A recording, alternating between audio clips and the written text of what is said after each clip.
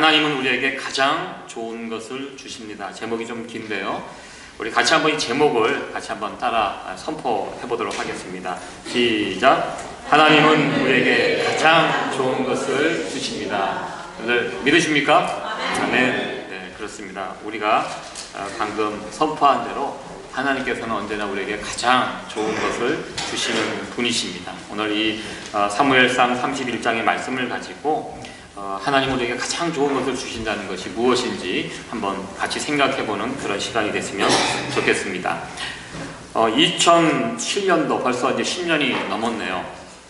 그 랜디 포시라는 미국 카네기 멜론 대학이라는 아주 명문 대학의 교수로 계시다가 췌장암에 걸려서 돌아가셨던 이 랜디 포시 교수의 마지막 강의라는 그런, 처음에 이제 이건 책 제목인데요. 이분이 먼저 유튜브로 자신의 마지막 강의라고 이렇게 만들어서 올렸던 유튜브가 있었습니다. 저도 그 유튜브를 봤는데요. 췌장암 판정을 받게 됩니다. 이 췌장암이라는 것이 암 중에서 아주 고약한 암이어서 이것이 발견이 되면 보통 1년 안에 대부분 사망하게 되는 아주 무서운 병입니다. 이분도 아주 명문대학의 교수로서, 젊은 분으로서 아주 앞길이 창창한 분이셨는데 췌장암 판정을 받고 정말로 2007년도 11월 달에 이 판정을 받았는데요. 그 다음에 7월에 결국 돌아가셨습니다. 근데 이분이 마지막 학교에서 사역을 하면서 자녀들이 3명이 있었습니다. 이 아이들에게 무엇을 남겨줄까 이렇게 고민하시다가 동영상을 찍게 됩니다. 그 동영상을 찍었는데 그것을 자녀들에게 남기는 마지막 유작으로 만들었는데 그 동영상이 유튜브에 올랐는데 정말 1000만 명이 넘는 사람들이 그 동영상을 보면서 같이 감동과 은혜를 받게 됩니다. 그러면서 그것이 이제 이렇게 책으로 만들어져서 많은 사람들에게 소개가 되었는데요. 그 책에 나와 있는, 이분의 동영상에 나와 있는 강의, 마지막 강의, 그렇게 남들에게 없는 색다른 그런 내용은 아닙니다. 이런 내용입니다. 절대 포기하지 말라. 가장 좋은 금은 쓰레기 밑바닥에 있다. 당신이 뭔가를 망쳤다면 사과하라. 감사하는 마음을 보여주라. 준비하라. 행운은 준비가 기회를 만날 때 온다. 우리가 조금만 신경 써도 알만한 그런 내용들인데요. 저는 평범한 내용들이지만 이분의 그 강의하는 그 태도가 참 은혜가 되었습니다. 절대 우울한 표정이 아니라 정말 자신이 병에 걸려서 죽어가는 그런 모습이지만, 바짝 말라 있는 모습이지만 아주 유머 있게, 그리고 또 굉장히 잔잔하게 평화로운 모습으로 자신의 자녀들에게 이런 귀한 삶의 메시지들을, 교훈들을 남기는 이런 모습을 보면서 큰 은혜가 되었던 그런 기억이 있습니다. 이 시대를 살아가고 있는 많은 사람들의 최대 화두는 웰빙입니다. 우리가 어떻게 정말 건강하게 행복하게 잘 살 수 있을까? 한동안 이 웰빙이라고 해서 웰빙 음식, 웰빙 산업이라고 해서 이 일에 대해서 많은 사람들이 이야기를 나눴습니다. 그러나 요즘은 웰다잉, 어떻게 죽을 것인가, 어떤 죽음, 복된 죽음이 과연 어떤 것인가, 이 부분에 관해서도 많은 사람들이 생각하고 또 관심 갖는 것을 보게 됩니다. 우리도 언젠가는 이 땅에서 마지막을 맞이하게 될 것입니다. 특별히 연세 드신 분들은 이런 두려움이 있습니다. 잘 죽어야 되는데 이것이 참 생각처럼 쉽지 않다는 것입니다. 요즘 평균 수명이 90, 100세를 이렇게 살다 보니까 몸은 건강한데 정신적인 면에서 요즘 알츠하이머 같은 이런 병은 굉장히 무서운 병입니다. 저도 가까이에서 그런 병에 걸리신 어르신들을 보면 정말 이것이 우리 어르신들이 참 두려워하는 병 중에 하나인데요. 마지막이, 우리의 최후가 어떻게 될까, 이 땅에서 마지막 모습이 어떻게 돼야 할 것인가, 이 부분에 대해서 굉장히 고민하고 또 걱정하는 그런 모습을 보게 됩니다. 우리가 잘 알고 있는 말씀인데요, 디모데후서 4장 7절에 있는 말씀, 사도 바울이 자신의 마지막 때에 이런 귀한 고백을 합니다. 우리 같이 한번 이 마지막 사도 바울의 고백을 같이 한번 해보도록 하겠습니다. 시작. 내가 선한 싸움을 싸우고 나의 달려갈 길을 마치고 믿음을 지켰으니 이제후로는 나를 위하여 의의 면류관이 예비되었으므로. 아멘. 정말 사도 바울이 자신의 마지막을 직감하고 자신의 삶을 돌아보면서 귀한 고백을 하고 있습니다. 참 이 고백이 우리 모두의 고백이 되었으면 얼마나 좋을까. 우리의 마지막이 이런 고백을 할 수 있다면 그 인생은 성공한 인생이고 복된 인생이라고 이렇게 생각을 해봅니다. 마지막이 좋으면 다 좋다라는 그런 말이 있습니다. 여러분들 이 말에 동의하십니까? 마지막이 좋으면 다 좋은 것입니다. 이 말을 곰곰이 생각해 보면 참 성경적인 그런 말이 아닌가 이렇게 생각을 해봅니다. 마지막이 좋았던 사람, 극적으로 마지막이 좋았던 사람 하면 생각나는 그런 인물이 있습니다. 그것은 예수님께서 십자가에 달려 돌아가실 때 양옆에 달려있던 강도들입니다. 강도 2명이 달렸는데요, 그 중에 한 명은 구원을 받게 됩니다. 저는 그 구원받은 한 명의 강도, 정말 마지막 그 순간 때문에 자신의 전 인생의 역전이 일어났던 그 강도, 그 상황이 아닌가 생각해 봅니다. 그 전까지는, 예수님 만나기 전까지는 실패한 인생입니다. 예수님은 아무 죄 없이 십자가에 달려 죽어가셨지만 이 강도들은 다릅니다. 십자가에 달려 죽을 정도로 중한 죄를 저질렀던 사람들입니다. 그것을 미루어 봐서 이들은, 그들의 삶은 실패한 인생이었고 많은 사람들에게 조롱과 손가락질 받는 그런 인생을 살았을 것입니다. 그런데 마지막 그 순간에 2명 중에 1명은 예수님을 저주했습니다. 십자가에 달려 죽어가면서 1명의 강도는 예수님을 저주했지만, 그러나 1명의 강도는 그런 예수님을 저주하는 그 강도를 꾸짖습니다. 그러지 말라고. 우리는 마땅히 죄를 지어서 죽는 자들이지만 저분은 아무런 죄 없이 십자가에 달려 죽는 분이다. 저분을 괴롭게 하지 말라고. 그러면서 예수님을 향하여 가쁜 숨을 몰아쉬면서 부탁을 합니다. 당신의 나라에 임할 때 나를 기억해 달라고. 나를 데려가 달라고 얘기하지도 않습니다. 기억해 달라고 이렇게 부탁했을 때 예수님께서는 십자가 위에서, 이 땅에서 마지막 구원한 자가 그 자입니다. 그를 향해 오늘 너가 낙원에 나와 함께 있을 것이다 라는 아주 귀한 그 말씀을 전해 주십니다. 참 그 순간 인생 역전이 일어나고 인생의 마지막 그 순간이 좋았기 때문에 어쩌면 그 사람은 이 땅에서의 마지막 날이었습니다. 굉장히 속된 말로 재수가 없는 날이 될 수도 있었지만 예수님 때문에 가장 안 좋은 날이 가장 복된 날로 순식간에 바뀌었던, 마지막이 좋았기 때문에 모든 것이 다 좋았던 아주 제일 좋은 케이스가 그 강도가 아니었나 이렇게 생각을 해봅니다. 웰다잉에 있어서 가장 좋은 죽음, 복된 죽음은 바로 우리 주님의 죽임일 것입니다. 그러나 그와 반대로 마지막이 안 좋게 끝났던 사람들의 이야기도 성경은 우리에게 소개해 주고 있습니다. 예수님 당시는 예수님의 12제자 가운데 가룟 유다가 대표적인 사람이고요, 그리고 구약 성경에서는 이 사울 왕이 가장 대표적인 사람입니다. 마지막이 안 좋았던 대표적인 사람. 처음 왕이 될 때는 겸손하였고 그리고 키도 큰 사람이었습니다. 잘생긴 사람이었습니다. 외모적으로는 아주 훌륭했고 많은 사람들의 축복 속에서, 선지자의 축복 속에서 이스라엘의 초대 왕으로 세워지게 됩니다. 그러나 그가 왕이 된 다음에 변하게 되고 겸손했던 사람이 교만한 사람으로 되었고 결국 마지막 비참한 최후를 그는 맞이하게 됩니다. 오늘 성경에 나와 있는 이 31장 마지막 1절에서 6절 말씀은 성경에 나와 있는 죽음 중에 가장 비참한 죽음을 꼽으라면 바로 이 장면이 아닐까 싶을 정도로 가장 안 좋은 마지막, 그 사울 왕의 마지막을 우리에게 보여주고 있습니다. 길보아 고지 전투에서 사울은 자신의 세 아들과 함께 그곳에서 비참한 최후를 맞이하게 됩니다. 아들 사울, 그리고 수많은 장정들이 그 길보아 산에서 이스라엘의 원수 블레셋에게 죽임을 당하게 됩니다. 하나님의 백성들이 원수의 나라 블레셋과 전쟁에서 질 수 없는 싸움입니다. 그런데 그 전쟁에서 비참하게 죽고 왕도 죽고 왕자들도 죽고 함께 참여한 용사들도 다 죽음을 당하게 됩니다. 그 전쟁에서 사울이 화살을 맞게 됩니다. 결정적인 중상을 입게 됩니다. 조만간 자신은 저 블레셋에게 추격당하여 잡혀서 넘기게 될 것이다, 이것을 걱정하고 사울은 자신을 따르는 장수에게 부탁을 합니다. 나를 죽여달라고.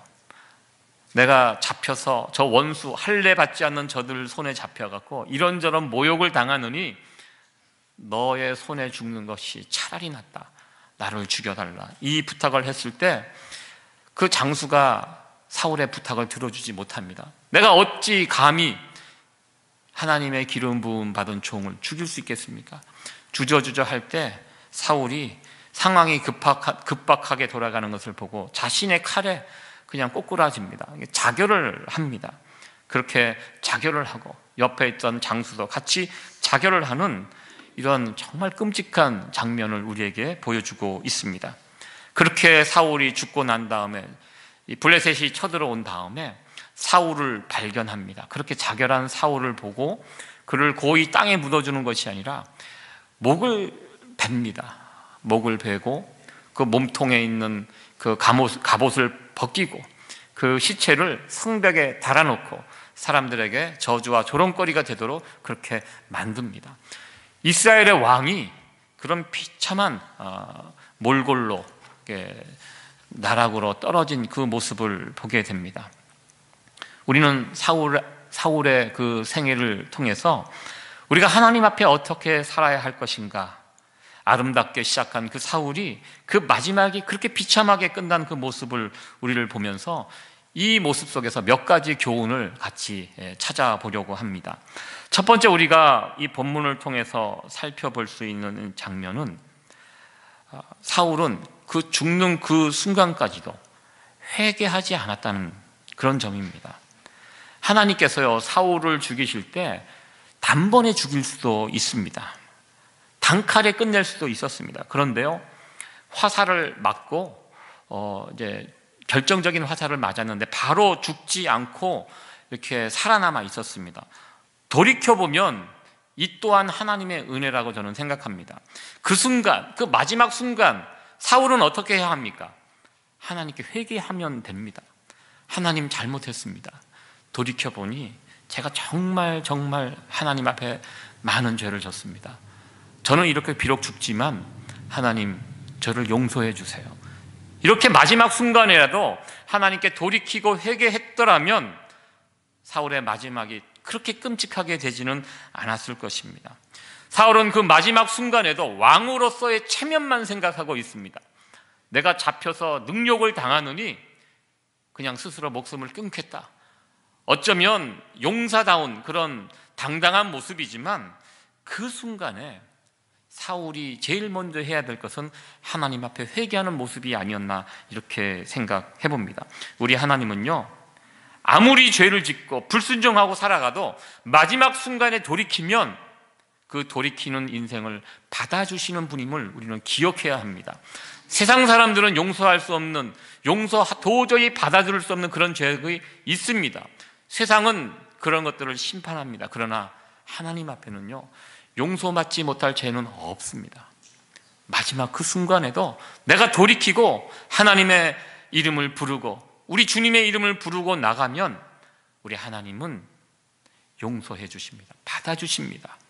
그것이 우리가 믿는 하나님의 모습입니다.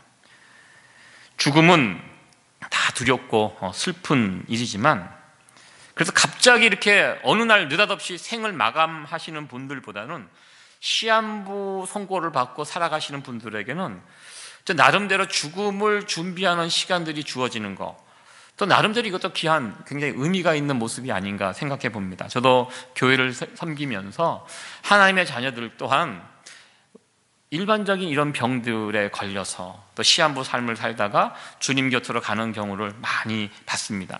제가 기억에 남는 부부가 있습니다. 한국에서는 정말 떵떵거리고 잘 사셨던 부부입니다. 큰 대기업에 아주 중역으로 잘 사시다가 이 한국에 1997년 IMF가 터지고 그래서 어려움이 오고 큰 회사가 넘어지고 그러면서 갑자기 미국으로 이민 오셔서 여기에서부터 그냥 바닥에서부터 생활하시면서 정말 고생을 많이 하셨는데요.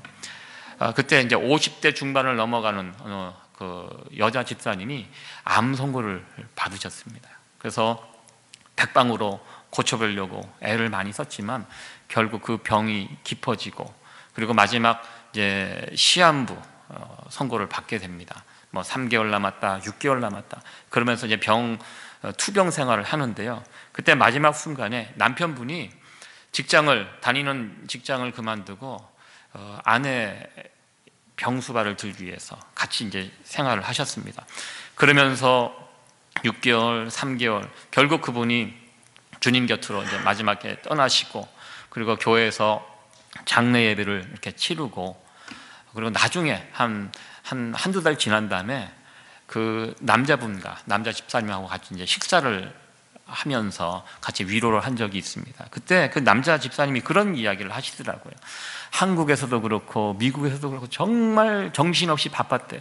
그래서 이 두 부부가 함께 시간을 내고 대화를 나눈 적이 그렇게 많지 않았대요. 그러나 이 마지막 이 순간을 맞이하면서 지난 한 3개월 동안 아내하고 정말 많은 이야기를 했대요.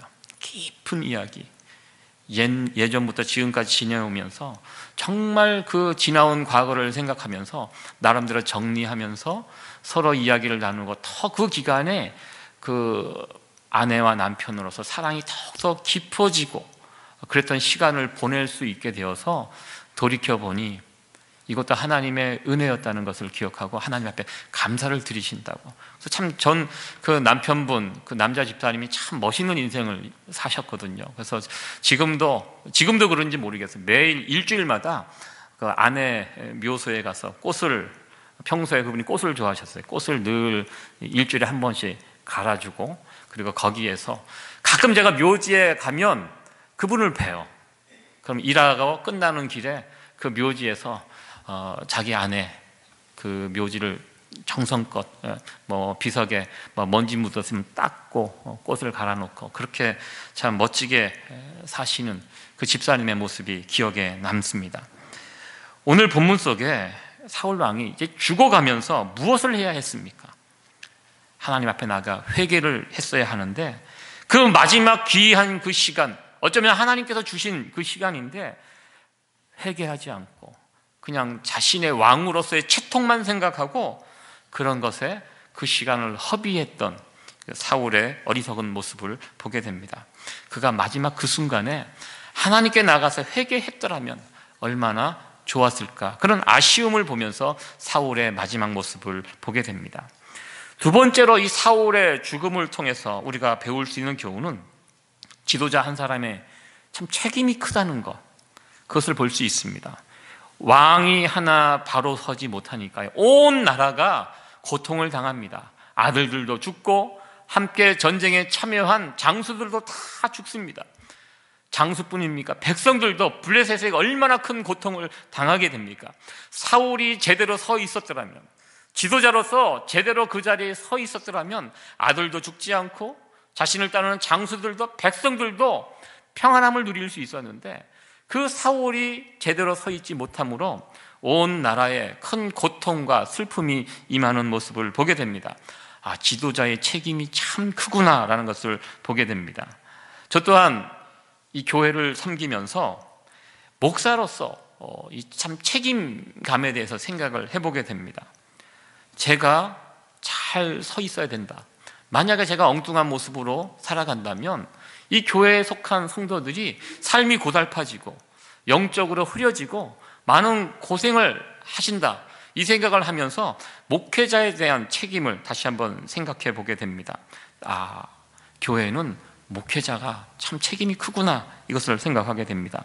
작년에 제가 전에 섬겼던 그 교회 원로 장로님께서 소천을 하셔서 제가 또 거리가 좀 있지만 그 장례 예배에 다녀왔습니다. 그 장로님은 그 교회의 역사와 같은 분이셨습니다.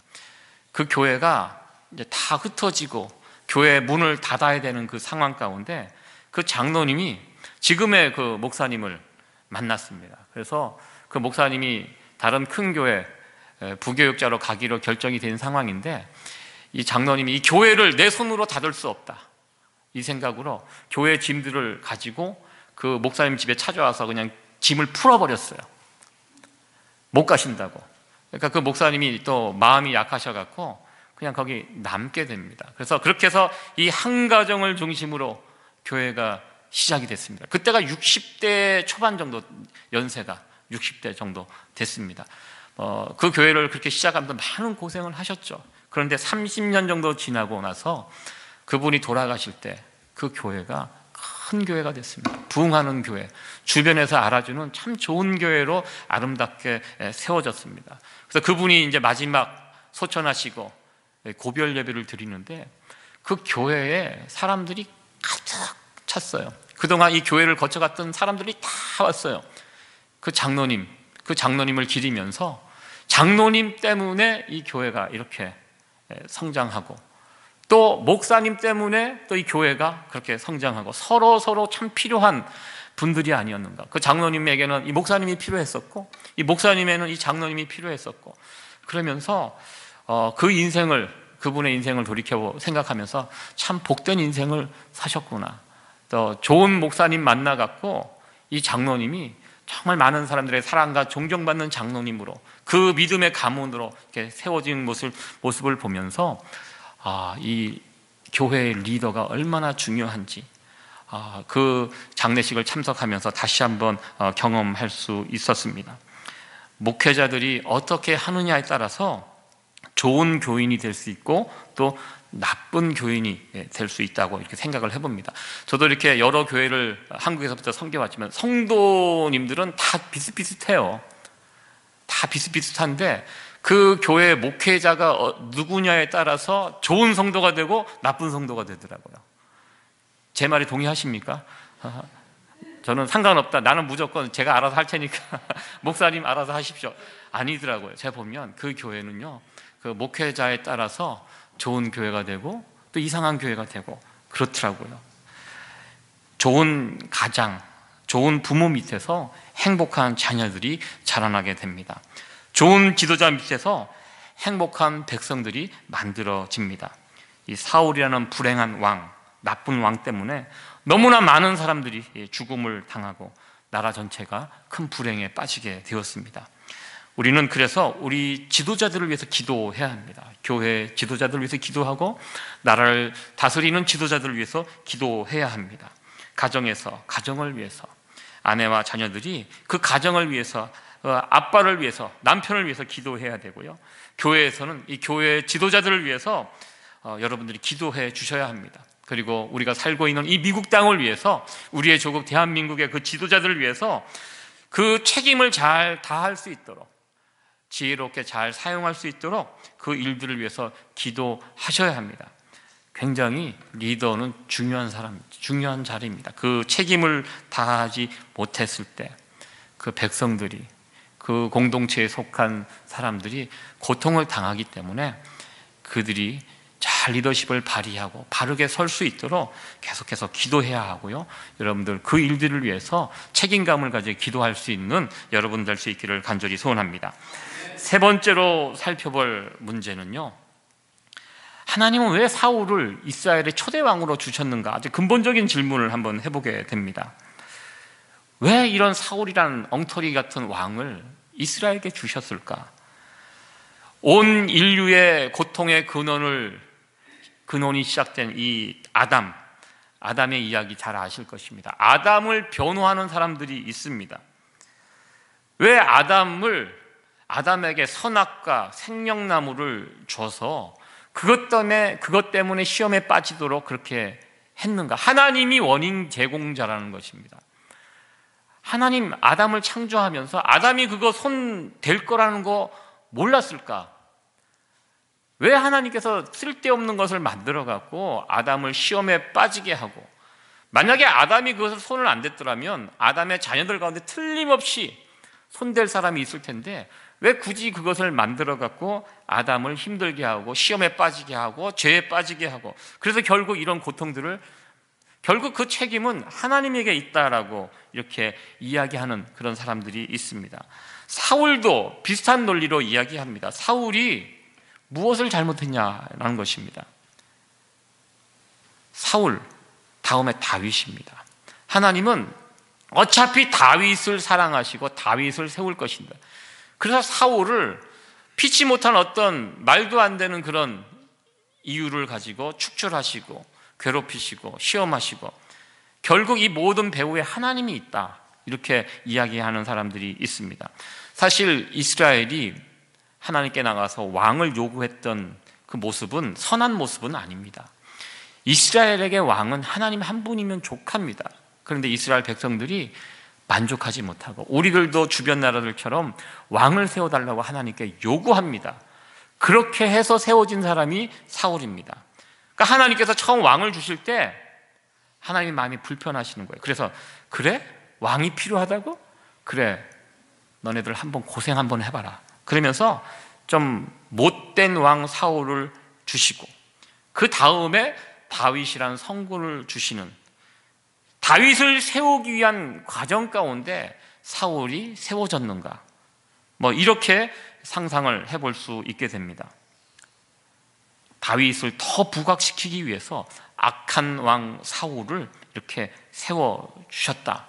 그러나 여러분들, 사울이 이스라엘의 왕으로 있었던 기간이 40년입니다. 세상은요, 세상적인 방식으로는 다윗이 잘 되기 위해서는 사울이 죽어야 합니다. 이게 세상적인 논리입니다. 그런데요, 하나님 나라의 논리는 그렇지 않습니다.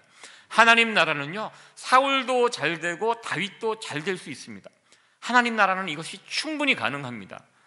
사울이 이스라엘의 왕으로 있었던 기간이 40년입니다. 짧은 기간이 아닙니다. 4년이 아니에요. 40년 동안 있었습니다. 다윗도 40년입니다. 똑같이 40년을 이스라엘을 다스리는 왕으로 있었습니다. 이 말은요, 사울에게 하나님은 계속해서 기회를 주신 것입니다. 잘할 수 있는 기회를 계속해서 줬습니다. 다윗도 잘 되고 사울도 잘 될 수 있는 길을 하나님은 충분히 가지고 있었습니다. 그러나 사울이 따르지 않았던 것입니다. 우리가 믿는 하나님은 언제나 선하시고 완전하시고 공평하신 분입니다. 여러분들 이 사실을 믿으십니까? 많은 분들이 이 사실에서 흔들리시는 것 같습니다. 이 부분을 다시 한번 우리 고백해 보도록 하겠습니다. 시작. 하나님은 언제나 선하시고 완전하시고 공평하신 분이십니다. 맞습니다. 우리가 신앙생활을 하고 또 하나님의 말씀을 읽다 보면 하나님이 정말 이런 분인 것을 고백하게 됩니다. 문제는 하나님에게 있는 것이 아닙니다. 문제는 우리에게 있습니다. 하나님은 우리에게 언제나 최고의 것을 주십니다. 우리는 최고의 것을 받지만 그것을 최고의 것이 되도록 사용하지 못합니다. 왜? 우리의 욕심에 이끌려서 이렇게 살다 보니까요, 최고의 것이 우리에게 왔지만 그것이 엉뚱하게 또 망가지고 어그러지고 언제나 실수하고 이런 것이 바로 우리들의 모습이라는 것입니다. 하나님께서 이스라엘 백성 가운데 이 왕을 세울 때요, 베냐민 지파에서 사울을 택하십니다. 이 베냐민 지파가요, 이 사사기에 보면 굉장히 불행한 지파입니다. 사사기 끝에 보면 베냐민 지파 소속의 사람들이 큰 죄를 저지릅니다. 큰 죄를 저질렀기 때문에 이 죄를 심판하기 위해서 온 이스라엘 백성들이 일어나서 베냐민 지파를 쑥대밭으로 만듭니다. 자칫 잘못하면 베냐민 지파가 완전히 없어질 뻔했습니다. 이 12지파 가운데 한 지파 없어질 뻔했는데요, 나중에 이스라엘 백성들이 정신을 차리고 우리가 큰일 날 뻔했다, 우리 형제의 한 지파가 완전히 없어질 뻔했다 할 정도로 힘이 약해진 지파가 이 베냐민 지파입니다. 그런데요, 하나님께서는 놀랍게도 이스라엘 백성들에게 왕을 세울 때 유다 지파나 에브라임 지파 같이 큰 지파에서 왕을 택하지 않고 베냐민 지파라는 아주 연약한, 조금 전까지 그 많은 형제들이 죽임을 당합니다. 큰 슬픔과 아픔이 있는 이 베냐민 지파 소속의 사울을 왕으로 세우시는, 어쩌면 하나님의 은혜입니다. 그 베냐민 지파를 어루만지시는 하나님의 은혜가 그 가운데 있었음을 보게 됩니다. 그래서 이 베냐민 지파 소속 사울을 이스라엘의 왕으로 세워주시는, 그러면서 정말 사울을 봤을 때 많은 사람들이 저 사람이 우리의 왕이 될 만한 충분한 자격이 있다 할 정도로 정말 키도 크고 잘생기고 그리고 겸손하고, 누가 봐도 왕으로서는 빠지지 않는 그런 훌륭한 외모를 가지고 있었던 사람이 바로 사울이었습니다. 하나님은 최고의 것으로 준비해서 이스라엘에게 왕으로 세워주셨습니다. 그런데 문제가 누구에게 있었습니까? 사울에게 있었습니다. 최고의 환경으로 최고의 것으로 하나님께서 세워주셨는데 그것을 하나님 앞에서 바르게 사용하지 못하고 자신의 욕심을 채우는데 사용했던 사울의 모습을 보게 됩니다. 하나님은 언제나 우리에게 최고의 것을 주신다는 것, 이 부분을 마지막으로 함께 생각해 보기를 원합니다. 우리가 지금 만나는 사람들, 우리가 만나는 여러 환경들, 내가 섬기는 교회, 내가 속한 가정, 내가 일하는 일터, 하나님께서 우리에게 주신 최고의 것이라는 것입니다. 지금은 아니더라도 최고의 것이 될 수 있다는 것입니다. 여러분들 이 사실을 믿으십니까? 하나님은 우리에게 그래? 너 한번 고생해봐라. 너 이러이런 잘못했지? 이게 벌이다. 이런 식으로 우리에게 준 것이 아니라는 것입니다. 내가 만난 교회, 내가 만난 배우자, 내가 일하는 일터, 하나님이 우리에게 벌로 주신 것이 아니라는 것입니다. 예전에 그 TV 프로 가운데 그 할아버지 할머니들이 나오셔갖고 진행했던 그런 프로가 있었습니다. 아마 여러분들도 아시는 그런 내용일 것입니다. 참 재미있었던 할아버지 할머니들 나와갖고 퀴즈 프로로 이렇게 풀어가는 그런 프로였습니다. 할아버지가 할머니에게 문제를 냅니다. 보통 이렇게 종이에 나와 있는 사자성어나 어떤 제목을 맞히는 겁니다. 그때 그 할아버지가 그 문제를 내고 할머니가 맞히셨는데요. 할아버지가 그때 냈던 문제의 정답이 천생연분이었어요. 천생연분. 그런데 할아버지가 설명을 합니다. 당신과 나 사이, 이 천생연분인데요. 근데 할머니가 네 글자라고 하니까 평생원수라고 이렇게 답을 하셨어요. 그래서 사람들이 당황하고 막 그러다 그냥 웃고 넘어갔죠. 하하 재밌다 그러고 이제 넘어갔는데 그렇죠. 평생원수처럼 평생원수라고 고백했지만 제가 보기에는 두 분은 천생연분이다. 굉장히 사이가 좋고 행복해 보이고 그런 여러분들 우리 배우자가 천생연분이라는 것입니다. 그 사실에 동의하십니까?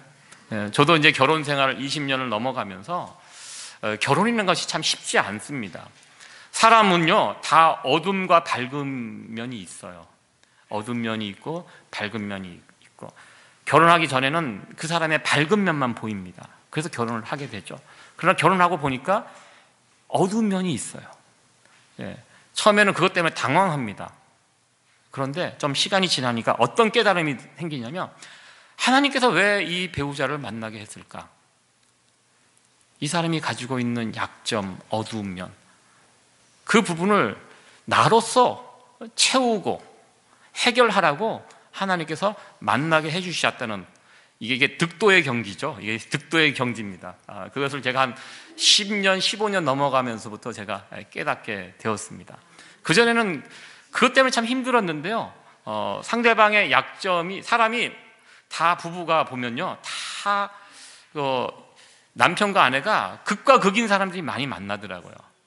그래서 잘못된 케이스는 어둠과 어둠이 만나서 더 어두워지는 분들이 있어요. 아주 심각해집니다. 그런데요, 어둠과 밝음 가운데 이 결혼 생활이 깊어지면 어두운 부분은 상대적으로 이렇게 약해지고 점점 밝아지는 이게 참 건강한 부부의 모습이 아닌가 이렇게 생각이 됩니다. 저도 우리 세이비어 교회 성도님들 부부 이렇게 보면 참 밝게 사시는 것 같아요. 예전부터 밝았는지 모르겠지만 제가 보면 참 행복하고 밝게 사시는 모습을 보면서 하나님 앞에 감사를 드리게 됩니다. 부부가 그런 것 같아요. 살면 살수록 밝아지는 거. 이 천생연분, 하나님께서 나에게 짝지어진 짝이라는 거예요. 하나님께서 나를 골탕 먹이기 위해서 벌 주기 위해서 주신 짝이 아니라 상대방이 내가 꼭 필요해서 하나님께서 만나게 해주셨다. 이게 우리가 하나님을 믿는 사람의 바른 신앙 고백의 모습이 아닌가 이렇게 생각합니다. 당신은 하나님이 내게 준 벌이 아니라 내게 준 선물이다. 여러분들 생각을 완전히 바꾸시기 바랍니다. 우리가 같이 한번 이것은 우리 주변에 있는 분들에게 이런 고백을 했으면 좋겠습니다. 시작. 당신은 하나님이 내게 주신 선물입니다. 아멘. 부부 간에도 그렇고요, 성도들 간에도 이것은 적용되는 표현이라고 생각합니다. 우리에게는요, 잘못된 만남은 없다는 것입니다. 우리의 만남은 다 하나님이 예비하신 만남이며 축복의 만남입니다. 혹 잘못된 만남으로 된다, 이거 우리 책임입니다. 하나님 책임 아닙니다. 하나님은 나에게 최고의 것을 주십니다. 최고의 아내, 최고의 남편을 주셨습니다. 더 나아가 나에게 하나님은 최고의 교회를 주셨습니다. 내게 주어진 것, 하나님이 내게 허락하신 이런 환경, 이것들을 가지고 우리는 최고의 것으로 만들어가야 할 사명이 우리에게 있다는 것입니다. 우리가 어떠한 자들인지 상관없이 하나님은 언제나 우리에게 좋은 것들을 베풀어 주십니다. 이 좋은 것들이 정말 진정으로 좋은 것들이 되기 위해서 그 일들을 감당해 나가는 것, 그것이 우리가 해야 할 일입니다. 좋은 교회가 있고 나쁜 교회가 있습니다. 그런 이야기를 많이 합니다. 저는 우리의 책임이라고 생각합니다. 제가 예를 들었던 그 장로님, 한 가정을 가지고 출발했던 그분입니다. 그 환경 속에서 그 장로님, 그 목사님 같이 협력하여 정말 최고의 교회, 아름다운 교회를 만들어 갔습니다. 우리도 마찬가지라고 생각합니다. 우리에게 하나님은 좋은 교회를 주셨습니다. 우리가 이 교회를 잘 어떻게 섬기느냐에 따라서 정말 최고의 교회로 하나님 앞에 올려드릴 수 있는 그런 사명이 우리에게 있다는 것을 기억하시고, 우리가 이 일에 더욱더 수고하고 또 애쓸 수 있는 저와 여러분들 될 수 있기를 간절히 소원합니다. 말씀을 마치도록 하겠습니다. 오늘 사울의 그 마지막 모습을 보면서 여러 가지 교훈들을 함께 생각해 보았습니다. 처음과 끝이 항상 같았던 다윗과 같은 자들이 되기를 소원해 봅니다. 혹 우리가 중간에 실패하고 방황하고 넘어질 수 있습니다. 그러나 중요한 것, 하나님 우리에게 회개할 기회를 주신다는 것입니다. 그때 겸손하게 하나님 앞에 나가서 하나님, 제가 잘못했습니다, 용서해 주세요 하면 하나님은 우리는 다시 용서해 주시고 우리를 다시 품어주시는 그 하나님이심을 기억하시기 바랍니다. 어느 순간에도 회개할 시간은 항상 있습니다. 그래서 사울과 같은 그런 어리석은 인생이 되지 않기를 간절히 소원합니다. 또한 우리는 우리의 자리에서 주변 사람들에게 이런저런 영향력을 끼치며 살아가게 되는데요, 책임감이 있다는 것입니다. 내가 어떻게 사느냐에 따라서 우리의 가정이, 우리의 교회가, 더 나아가 우리가 속한 사회가 행복해지고 불행해질 수 있다는 것입니다. 우리가 우리의 자녀들에게, 그리고 우리 주변 사람들에게 사울과 같은 나쁜 영향을 끼치는 것이 아니라 좋은 영향력을 끼칠 수 있는 그런 사람들이 되기를 소원해 봅니다. 마지막으로 하나님은 우리가 실패하는 것을 원하지 않는다고 말씀드렸습니다. 하나님은 우리에게 언제나 최고의 것을 주신다는 것입니다. 하나님께서 우리에게 주신 그것을 가지고, 우리가 그것을 가지고 최고의 삶으로 최고의 것을 만들어가서 하나님 앞에 온전한 영광을 올려드릴 수 있는 저와 여러분들, 우리 교회가 되어질 수 있기를 간절히 축원합니다. 기도하시겠습니다.